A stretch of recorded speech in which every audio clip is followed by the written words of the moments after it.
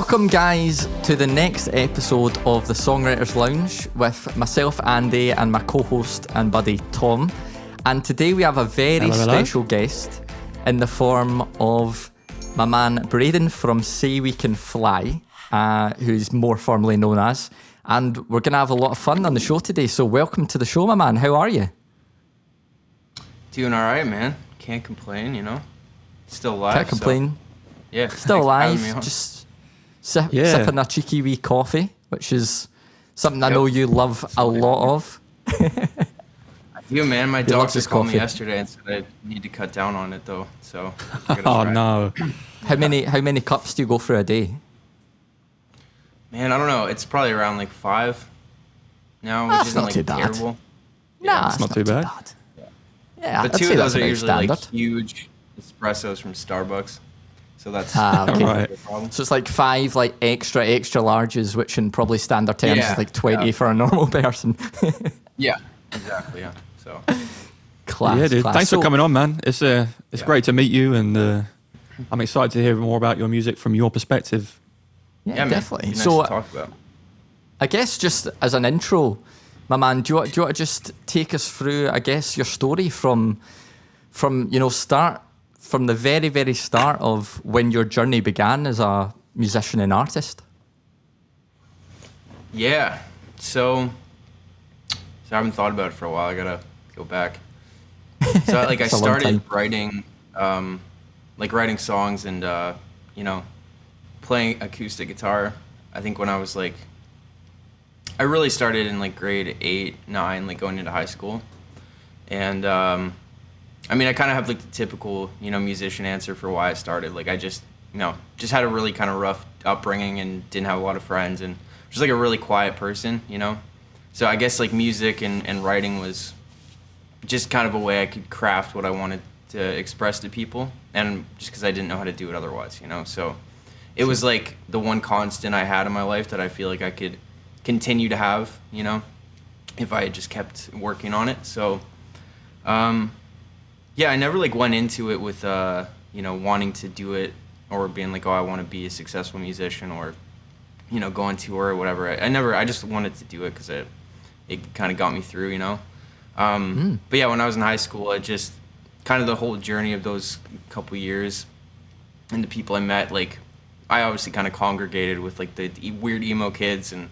the art kids and whatever. And, so my friends were the ones that would put on the local shows and stuff like that. So it just kind of naturally was what I identified with through high school. And it was kind of this weird buffer between me and other people.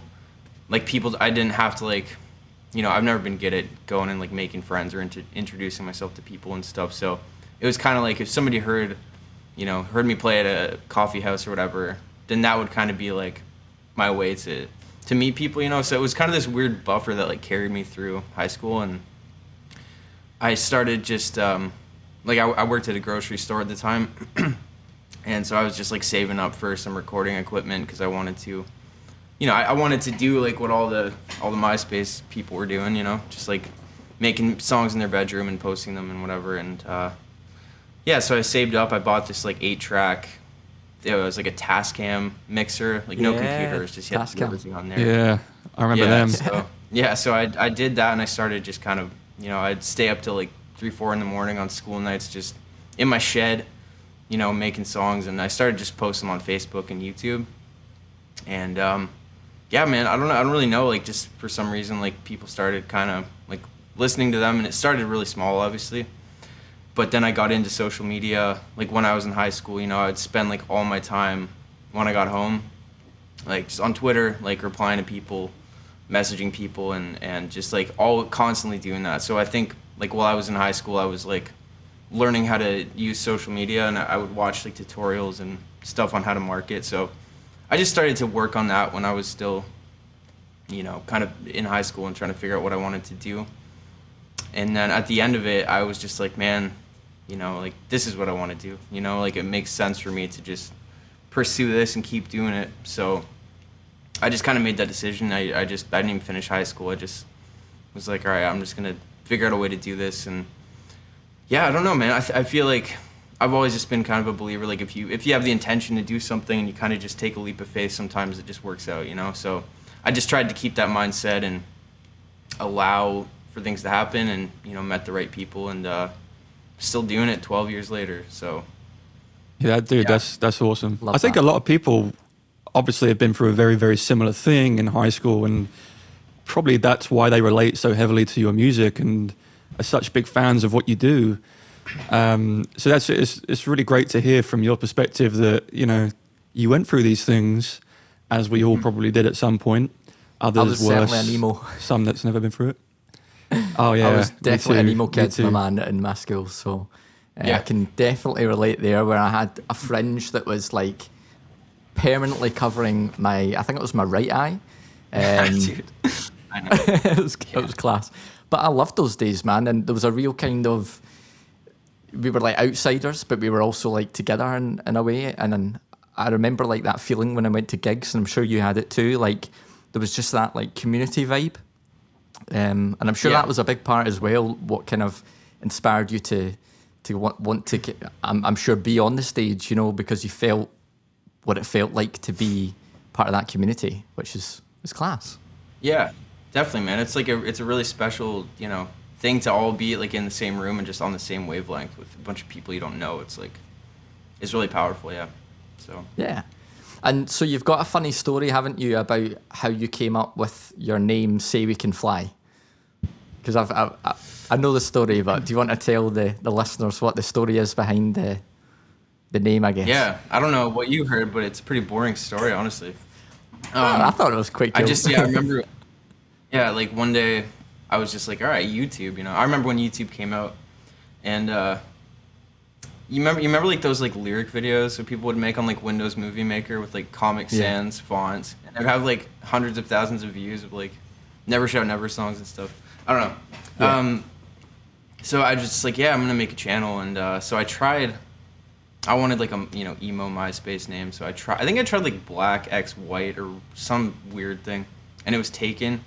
And then I just tried SayWeCanFly, and it wasn't taken. So absolutely no thought put into the name at all. It's just kind of what popped into my head, and I stuck Well, with it's it. because So. I think like what I think it was on your podcast that I heard you say you were just like chilling on your bed looking at your ceiling, and it's because your ceiling had like clouds in it or something like that, and Oh yeah, yeah. you were kind of That like, is true, like yeah, that's That cool, is man. true, It's cool. yeah.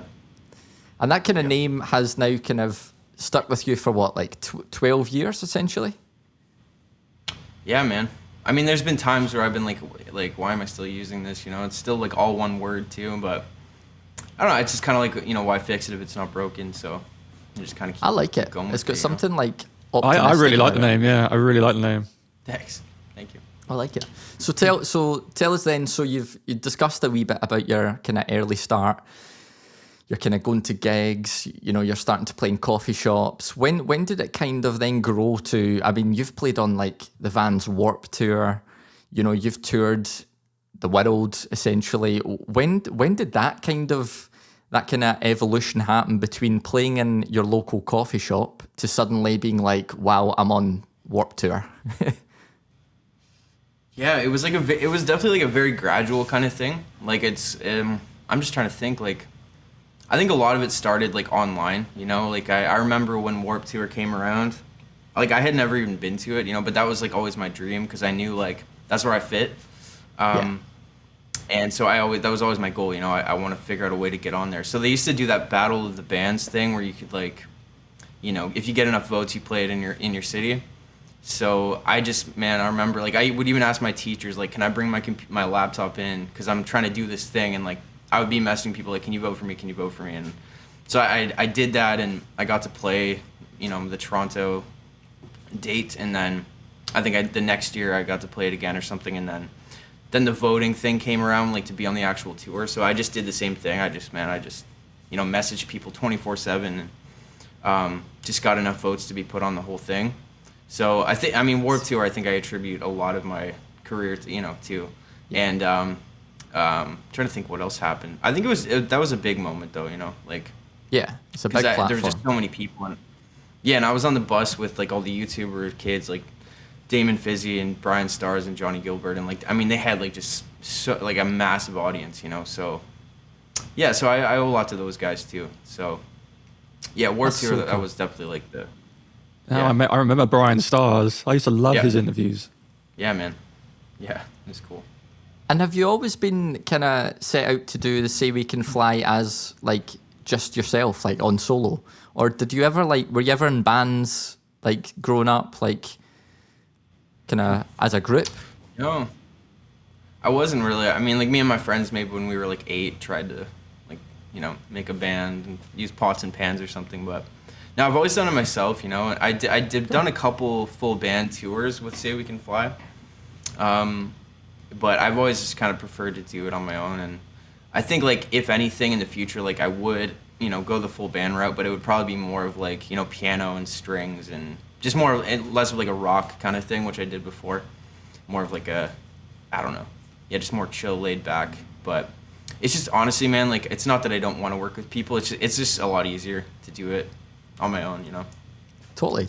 If you know what works for you, and you know you've got your own little rhythm on how you kind of work best, and yeah, why change it, man? Why change it? So in terms of like, see, going back then, you were an emo kid like me. I still am at heart. I'm sure you are too. What were your favorite bands? Like, what really influenced you? Like at the age of like, I don't know, like 13, 14? I grew up on like a lot of Christian music, like Reliant K and Skillet and, you know, Thousand Foot Crutch and stuff. I think Reliant K was the first album I got. So I grew up on kind of a lot of that stuff, and then I got into Under Oath, and they're still my favorite band. Like Aaron Gillespie's vocals were always like my kind of inspiration. But then I like in, you know, 13, 14, I found like, you know, I think Never Shout Never was one of my biggest influences, like back in the day, and Chase Coy, the Scene Aesthetic, like a lot of just like the acoustic kind of, you know, indie bands. Yeah, like Secondhand Serenade. He was the first acoustic artist I got into. I don't know why I didn't think of that. Yeah, man. I think his songs helped me to kind of find my sound too, because like a lot of his chords, the variations he does on chords, I you know, started to use and I still use. So, sure. Yeah, he was a huge inspiration. Yeah, definitely. And you can definitely hear that influence in your music. I think like you belong within that kind of. It's almost like a subgenre of like emo and punk. It's like that kind of punk unplugged sound. I love it, man. Yeah, exactly. Fucking love it. It's so good. Thanks. Yeah, me too. So, what was the moment, right? If me and Tom were to sit here and ask you, right, okay, what was the one moment that you think like one day, or it might not have happened, but one day you kind of had that kind of pinch me moment where you're like, shit, like I've actually like came really far. Like I've actually, like I'm really happy at the amount of progress I've made. Was there ever that kind of moment? It's honestly pretty rare for me, man. And I think a lot of that is just because of the way that I am. Like, I'm really hard on myself. Like, you got to keep doing, you're never doing enough, you know? Like, I've always kind of struggled with that. So a lot of times I'm just kind of head down and, like, moving on to the next thing. And it's, like, almost this, like, endless void of, like, no matter, because I remember being like, oh, I'd love to just get 100 views on a video. And then I was like, oh, I'd love to get 1,000. And, like, it never feels like enough. Yeah. But I feel like that's kind of like the whole just being human, the weird paradox of it. It's like that you're chasing something you're never going to find.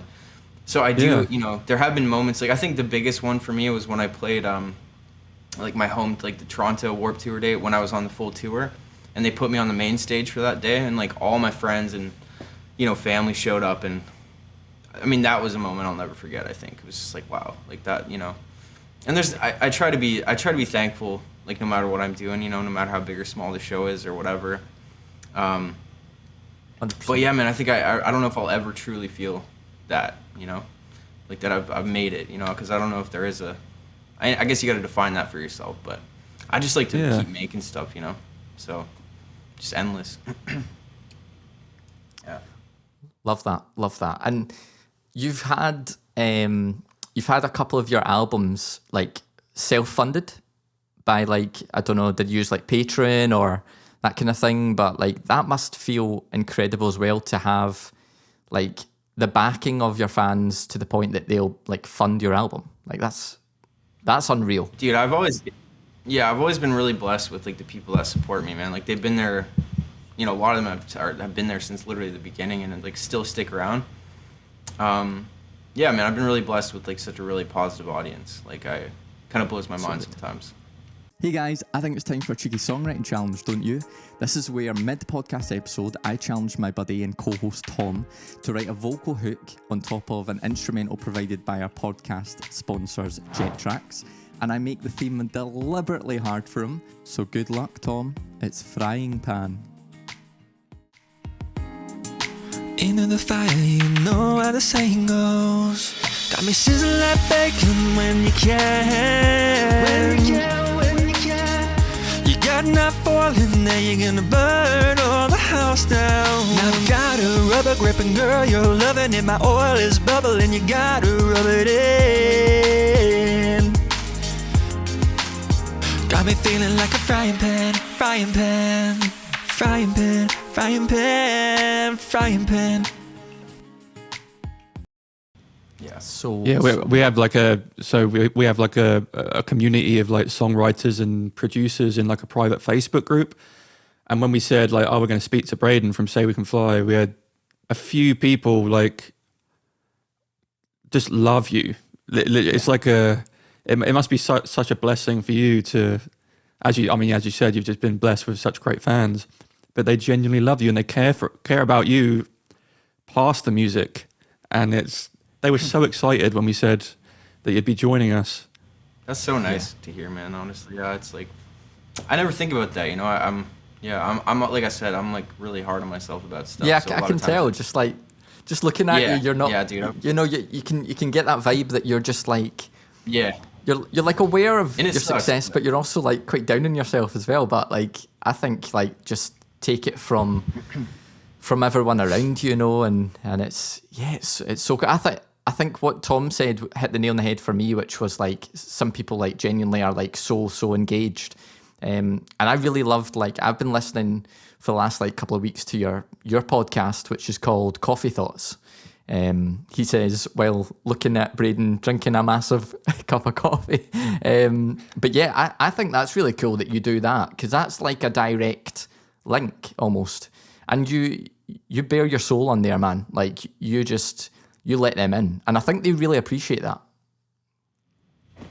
Yeah. No, I try to do that, man, because I mean it helps me too. It's like just as a human, like I don't think any of us really know like what is going on in reality. So I think just like sharing I think the cool part about, like, I love listening to podcasts too, because it's like every human has like such a unique piece and perspective that I think is like equally as valuable. So I think just like kind of find it my job to just share mine in the forms of whatever podcast songs, because it's like don't know how it could help somebody, or maybe somebody might need to hear exactly what I say, even if I think what I say doesn't matter, you know. So yeah, I try to, and it, like I said, it helps me. It's like a very healing thing to talk through things. Yeah. Big time. Beautiful. So we've had now a bit of chit chat, haven't we? So we're gonna go now straight into some music, where we're gonna ask you, we're gonna play some of your songs, man, and we're gonna ask you some stuff about like your songwriting, how you crafted it, some of the production, and any kind of funny stories or little cool like background stories that you want to share about these tracks as well. Let's do it. Are you ready? Cool. Cool. I'm ready. Right, Can I like make another coffee while it's playing? Is that cool? Do it, man. Go for it. Totally fine, we mate. You can start. We can take 5 if you want. I don't know how long does it take you to make a coffee. I just got to put the cup under the machine and press a button, so don't even worry about it. Sweet. Oh, we'll perfect. Start. Okay, guys. Here is Braden's track, Frost. I am a shipwreck made of just wood and gold, directing my compass toward the tales I've been told, searching for love until I can't anymore, searching for love, I hope I'll make it to shore. Lost in my soul, keeps the world so cold, without the darkness and the snow.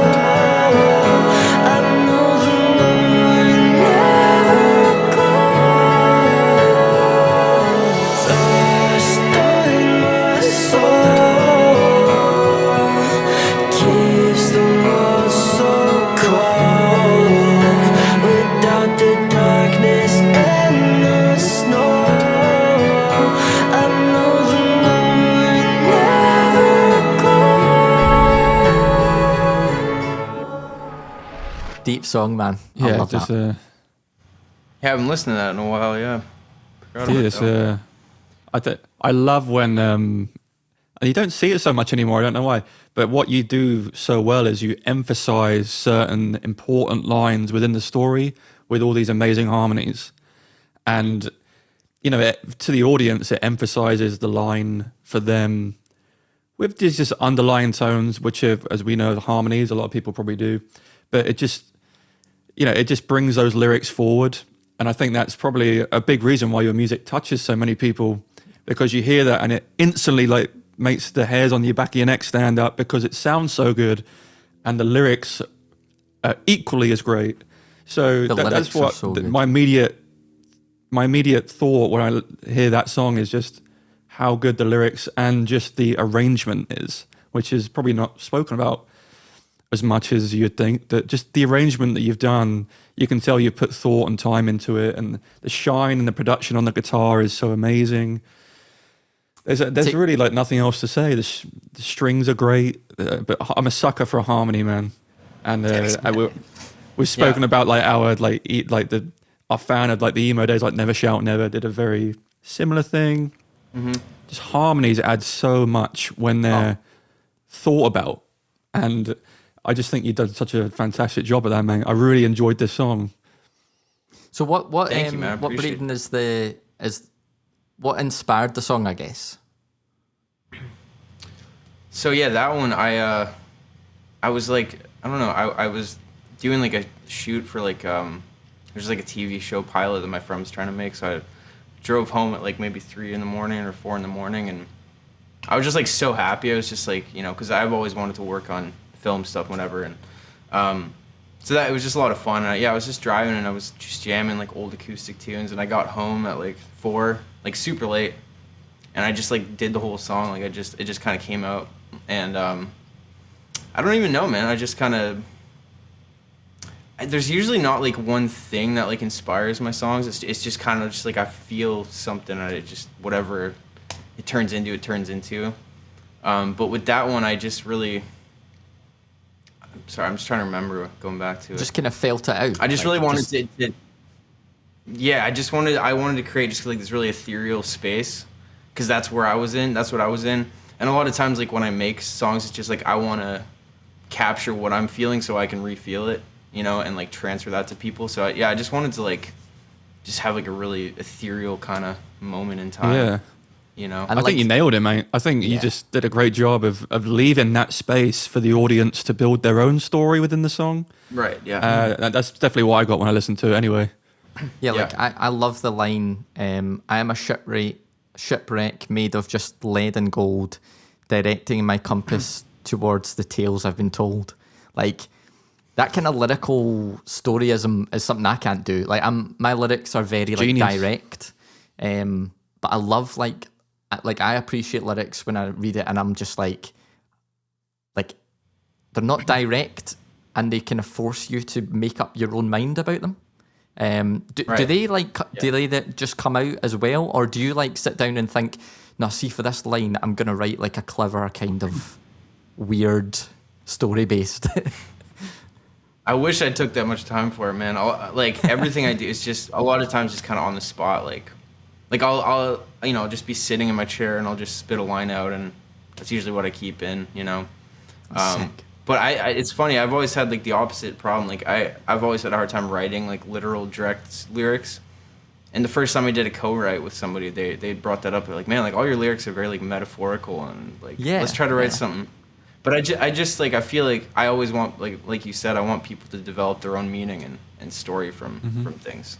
So I love that. Yeah. And so the song, like that vocal reverb for me is like a crucial part of the vibe of that track. Like, was that something that you like shaped yourself or with the producer, or like how did you get that kind of that tone? Because it's not in like that kind of vocal sound isn't in all your tracks. So what was it about this track that how did you come to that?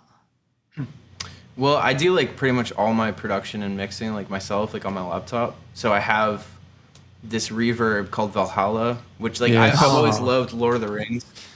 Yeah, man. I've always there's a song in Lord of the Rings, "May It Be" by Anya. I don't know if you know. Yep. If you're familiar with it. Oh yeah, the mate, vocal love it. reverb on that has just always been that's my dream reverb, you know. So I finally found Valhalla, and there's this one setting that was the closest I've ever come. So I do use the same one on a lot of tracks, but I dial it way back on most tracks. Yeah. But it's funny, man. I've had such an adventure with reverb, because before I learned how to do my own production and stuff, I would be in the studio and just be like, can we just add more reverb? Because I'm trying to get to that, Anya sound, and they'd be like, why do you want more reverb? It just makes it sound terrible. But all the reverbs they used didn't sound good. So it would just be this heartbreaking thing of just I just want more reverb, you know? So I did have to kind of craft it myself, yeah. It's funny, man. It's funny that you brought reverb up, because before you got on the call today, Andy and I were talking about our favorite reverb plugins, and Valhalla Vintage is one of mine. That's the one. And I don't know if you've ever used, for acoustic guitar and stuff, it's called Little Plate by Sound Toys. Haven't used Fantastic. that one. I've used a couple of their plugins though. I don't have that one. Yeah, man. It's interesting you said Valhalla, because I agree. I think they do 100%. the best reverb plugins in my opinion. Yeah. That's so cool. So cool. And so you talked there about you self-produce. Yeah. Was that a self-taught process? Did you get training? How did you kind of get into, I guess, the production world? I mean, I started my very first EPs Sleep. I don't know how far back you've listened, but it doesn't matter. But Sleepy Time and Home, it's Dandelion Necklace.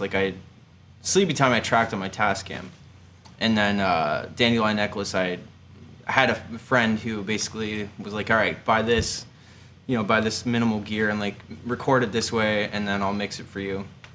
So very early on, I think I was doing my own recording, but mixing is not something that I learned until I did an album called Blessed Are Those, and I just kind of started getting into it. I tracked that whole thing at my place, and I still had somebody else mix it, but I was learning how to do it. I just learned on YouTube. That's how I learned literally everything.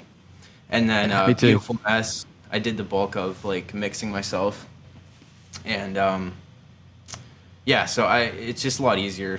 And the main reason I learned is because I would be frustrated, going back and forth with people and being can you just do this? And not knowing how to articulate production things. So I was I just got to learn so that when I work with people, I can clearly, express what I need or do it myself. And, so. Love that. Absolutely. Love that. That's cool, man. Right, so let's go on to the next track, which is an unmasked version, which is a kind of stripped back version of the song Lifeboat. And here it is now. Busy, I just take a lot of selfies, hoping that you're scrolling through and see it on your post feed. You miss me when you're lonely, it's only a pipe dream. Take you out for dinner, then we'll get your favorite ice cream. I'm so sick and tired of being vulnerable, but at the same time it makes the time pass so I do love it. So Pokemon Go, maybe I can catch you if I just let you know. Got a whip, got a watch, got it so chill, making money talking about the shit that I feel. Think it's funny cause I never feel complete still. 120 down the highway missing you, yeah. Got a whip, got a watch, got the windows down. It's not the same in a city when you're not around. You're the lighthouse there in the night sky, and you're the lifeboat tied to my bedside, yeah. Yes. That's cool. Awesome, mate. That's cool. Awesome. And I love that that's so the would I say official version or original version or whatever you call it, with the full production and stuff, has such a different vibe. But what I was wondering in particular was, when you write, do you write it like this version and then it more evolves into that kind of produced version? No, pretty much all the the emo rap stuff, I guess you could call it. Yeah. I wrote as I was kind of making the beats and stuff. So I think Lifeboat was actually the first one I wrote, my first attempt at it. And then I just kind of rewrote them as the unmasked versions. And I just want doing acoustic versions and stuff. I feel is an opportunity to kind of retell the story in a different way. Yeah. So that's kind of what I wanted to do with those. Yeah. Yeah, man. So we have like we mentioned that you produce all the stuff yourself, and we have like a part of our audience. So many of them produce or are learning to produce their own stuff at home, and I think this song is a perfect testimony to balancing the stereo field in a way that the music doesn't get in the way of the vocals at all. Like the vocals sit so nicely in the mix, and you know, you might have sidechain, probably some dynamic EQ in there. We won't get into it too much, but is it something you think about when you're recording and performing the vocals? Are you thinking of what treatment you can put on them to make them stand out in that kind of way, where you can add all these harmonies and nothing is going to get in the way or fight against each other? It's a great mix, and I can tell that you put a lot of time into it. And vocal production is something that often people struggle with. So what's your kind of takeaway from listening back to stuff that you've produced, and what maybe some advice you could give people on, you know, their vocal production? Well, it's funny. Like I use the same vocal chain pretty much every time, and it's not even some crazy secret. Like I use the Chris Lord-Alge CLA plugins. Yeah, if you're familiar with that. CLA vocals is like anytime anyone asks me like, what do you use, and like I will tell them like, go buy CLA vocals, because like it changed my life. And it's like a lot of producers don't like that stuff, I think, because it's like, oh, you're cheating, but it's like, man, if it sounds good, it sounds good, you know. So yeah. I use that on everything, pretty much, with like obviously, you know, some compression and my own stuff. But one thing that I do with vocals that I was taught early on is like with harmony specifically, like I always double track. So I'll have the main vocal in the center and one harmony left, one harmony hard right. And then sometimes what I do on choruses is like I'll triple track the main vocal and just pan one hard left, one hard right, one in the center. So it just fills the field. But I've always been very conscious about keeping the vocal on top in general, just because I think like, you know, being like a solo artist, it's important for me to do that.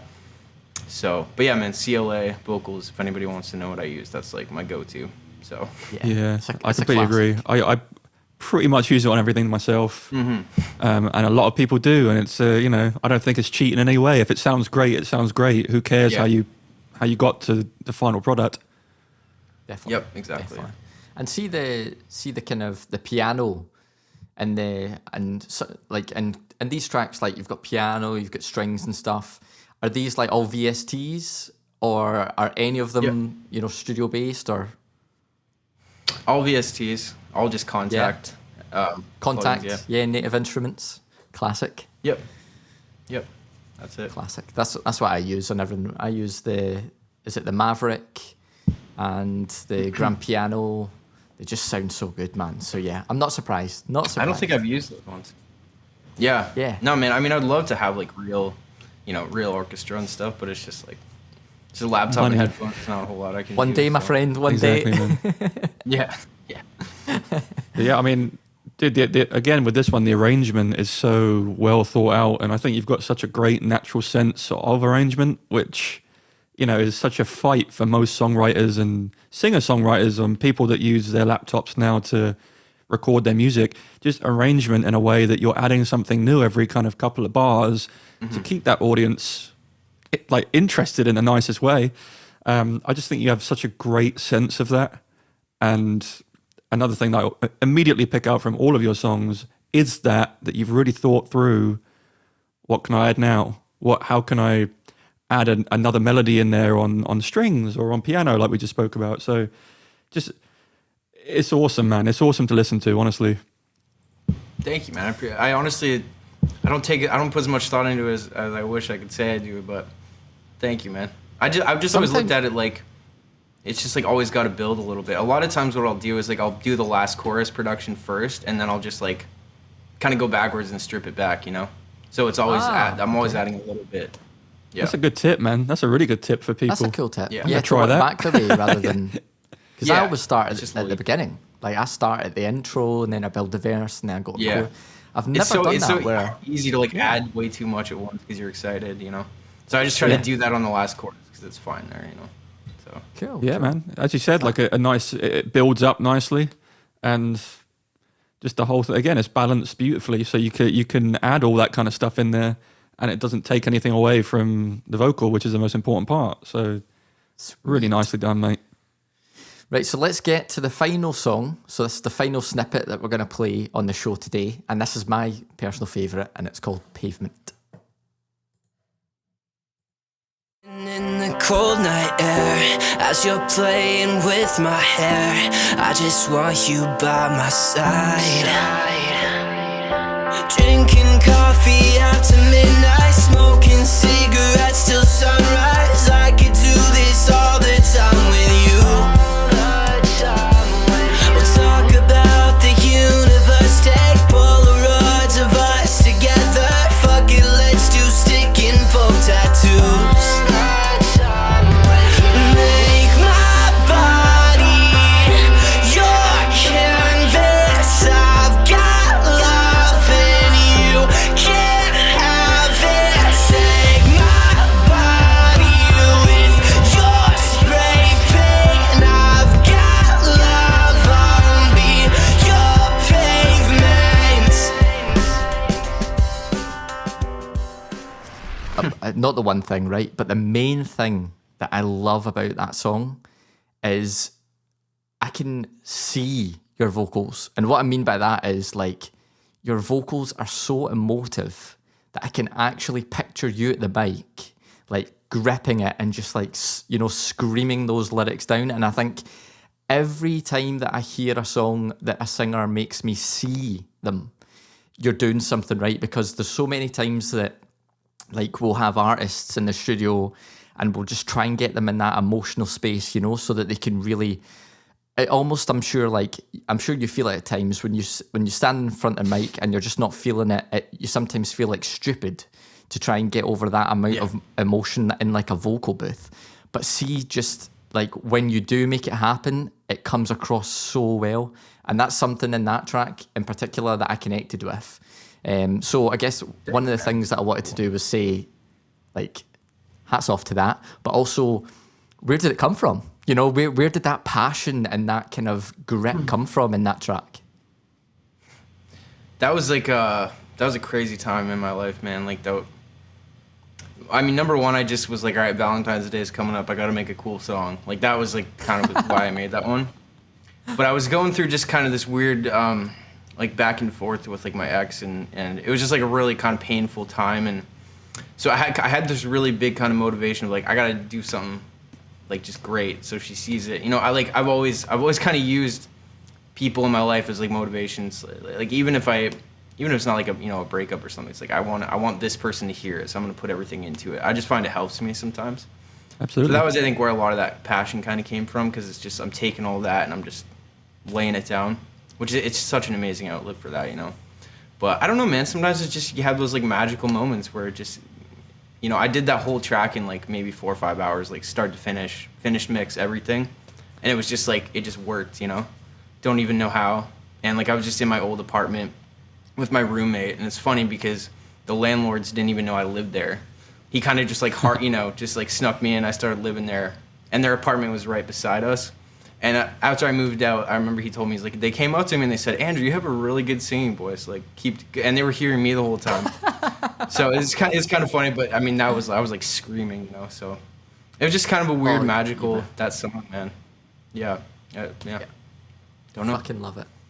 Love it, man. Yeah, the performance was amazing, as you can tell just by listening to it. Just I love it when singers kind of grasp that natural rasp of the voice where it just reaches that threshold, which you nailed obviously in this song. And I especially like the drums. I'm a drummer myself, so I'd pick out the percussion. Was that, again, did you write them using a VSC, or is that a loop? Just a loop, or man. A real it's drummer? Just, plugin called Arcade by Output. Yeah, love it. Yeah, it's just, that's all it is. Just all loops, yeah. That's cool, man. I mean, again, if it impressive, does the job, Exactly. if it does the job, that's all you need. Yeah, Arcade's and the fantastic electric as guitar well. is a VST as well. Like, I don't even have an electric guitar set up. Yeah.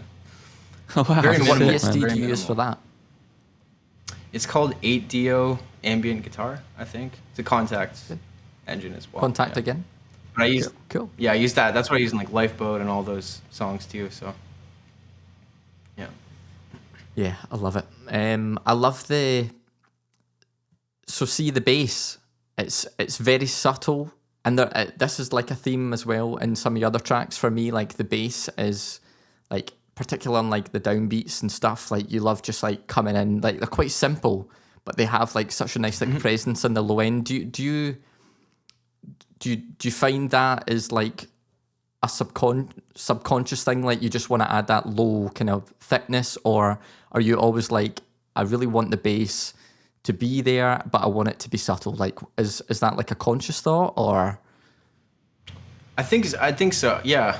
I guess that's stuff I don't really like consciously think about a lot, but yeah, with the bass on stuff, I use just usually like the stock Logic 808 or their picked bass plugin with some processing. But yeah, I never want it to be too overwhelming. And like the headphones I use to mix on too, they don't have a lot of low end.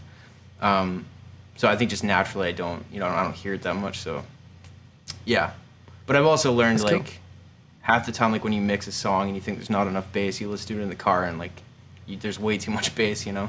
Yeah. So, You've got to but do I'm the also like not very context. good with low end yet. That's one thing I still need to learn more about. So I think that's universal. I think that is, low end is always a battle, no matter if you've been producing for 50 years or 5. It's always just Totally. a really a crucial part of any mix for me. Yeah, cool. Love that. Yep. Well, we're on to the next section now. So we've got 3 questions that have been sent in for you from Great. listeners, both on our end and a couple from your end. And I'm going to play you the first one now. Hey, I'm Clau. I'm from Mexico City, and I would like to ask Braden, first of all, what inspired him to write Scars, and what advice would he?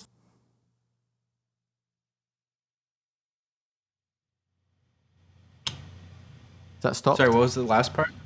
Yeah, I didn't hear it. Is it? The last Yeah, just cut out. Wonder if it's something at my end. 2 secs. Oh, I'm getting the Right the again, little mate. wheel of death on a Mac. Oh, yeah. Yeah, I'm getting Oh, that. yeah. City? Right, okay. Right, we'll start again because we're only like 4 seconds in. Hey, I'm Clau. I'm from Mexico City, and I would like to ask Braden, first of all, what inspired him to write Scars, and what advice would he give to someone currently struggling with self-harm or with recovery? And also, I would like to know if he would ever consider giving a concert here in Mexico City, because I would love to see him. Oh, that's nice. Yeah, man. Oh, that's nice. Yeah. I mean, it's so funny because I feel like so many bands, it's all the comments like, come to Mexico, come to Brazil. It's like, I Yeah. want to. I know we all want to. It's just hard, It's harder to book things over there. But I really hope I get to one day. The song Scars I wrote when I was in high school. And I don't know. I guess, like, I remember back then, I don't know how so much now. It's probably just changed. But I remember, like, a lot of people were kind of, like, cutting themselves. And just, like, that was, like, a very prevalent kind of thing that I remember, like, I used to get a lot of messages about that. And I had a couple friends who did that. And I think for me, I was always just like, man, like, I don't, like, that's not how I deal with my pain, But I don't think it matters. Like, my thing was always just like, it really doesn't matter how we deal with it, because we all have our own ways. Like, what matters is to remember that, like, we all experience it, So I think that's why I wrote that song, to try to, like, just focus on that instead of, like, the method of the way we sabotage ourselves or hurt ourselves, Yeah, and as far as, like, going through it, man, I think, especially right now, it's obviously, like, a hard time for everyone, like, mentally, and, but for me, because it's, like, I've always, like, just had anxiety and stuff, and, like, that's, I think a lot of the reason I make music and create things, but I think I try to appreciate the ups and the downs of life and see them as equally as valuable, and I listen to a lot of just like Alan Watts and Eckhart Tolle and just kind of just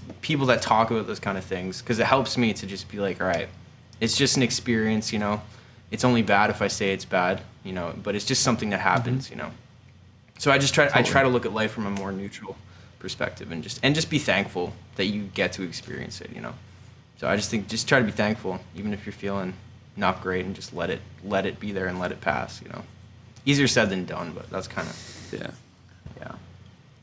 Yeah. And I think like the main thing for me, Clow, is thank you for your honesty there, because certainly like whenever I felt like crap in the past, like the one thing you want to do is to hide it.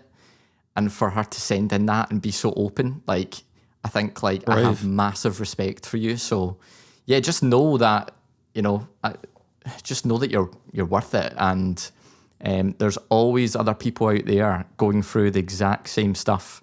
Even though at some point you may feel like it's only you. So yeah, I just wanted to say that, like, that is just so much respect. Yeah. On to the next question, and this is from Ryan. Hello Braden, my name is Ryan Soanes. I'm an emo pop artist from England. Your music has influenced me a lot in the past, and even now. Driftwood Heart is a song I used to listen to literally religiously. I just wanted to ask, what influenced that song and what went through your head at the time of writing it? Thank you. Well, thank you, Ryan. Yeah, that song, I think for me was, I remember writing that one. I wanted to take like the moment where, you know, like you really connect with somebody, like fall in love, or just like you feel that kind of passion for somebody. I wanted to like freeze it and run through like the whole dark, deep side of it that comes later, like the fear, you know, because I think like any time in life when you have something good, there's always another side, you know. It's like when you have something, you're scared of losing it, you know.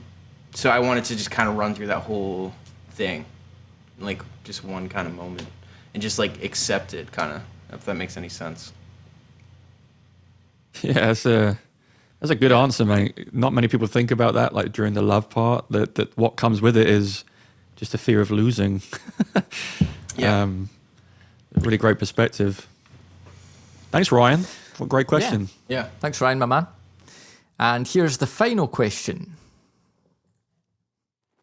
Hey, Braden. It's Alyssa from New Jersey. I was wondering if you could put together a festival like a Warped Tour, what would you call it? And if you could pick 10 bands to play, who would the lineup be? Oh, that is a sick What a question. Oh, man, What would you call a festival? What a great question. I feel like I thought about that at one point. No, I didn't. Well, okay, I know what I would call it. I didn't come up with the name, but one of my friends, he was a promoter in Toronto, he used to do this thing called Emo Picnic every year, where literally just get all these emo artists that we would play on a picnic bench and people would sit on the grass. So I was always like, man, like that would be a sick festival name. I would go. Yeah, I would go. Who would I pick to play? Oh, that's a tough one, man. Wait, you've got to play, Braden. Yeah, maybe, you've got to play. Maybe I would rip his head. Yeah. Your band, your guys' band would play.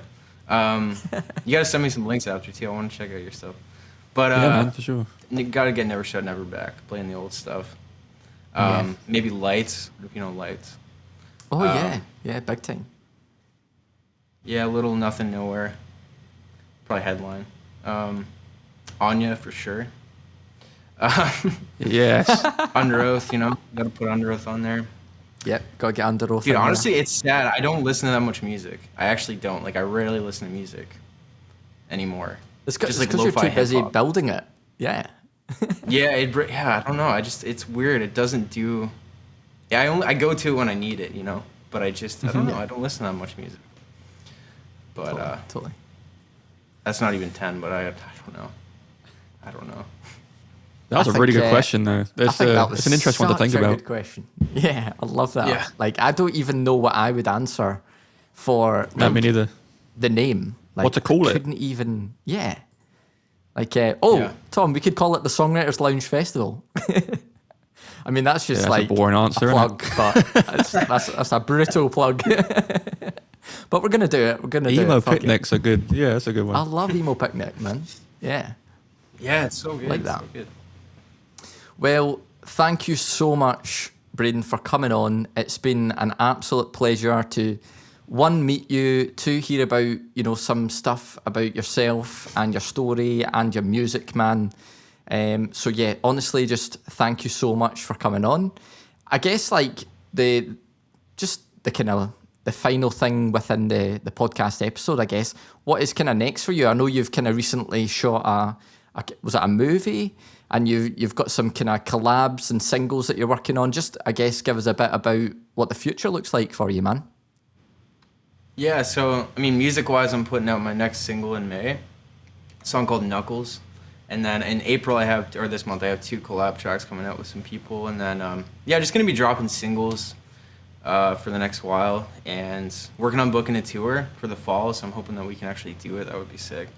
And I just worked on like an indie horror movie, which will be out in October, I think. So, yeah. That's crazy. And then I'm launching my clothing line, like all the new stuff, later this month too. So.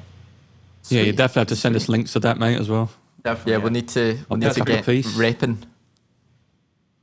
We'll get exactly, repping, man. Yeah, I'll definitely send you. So, sick. But mate, thank you very much. I'm excited. Beautiful. Thank you guys. Yeah, it's really nice.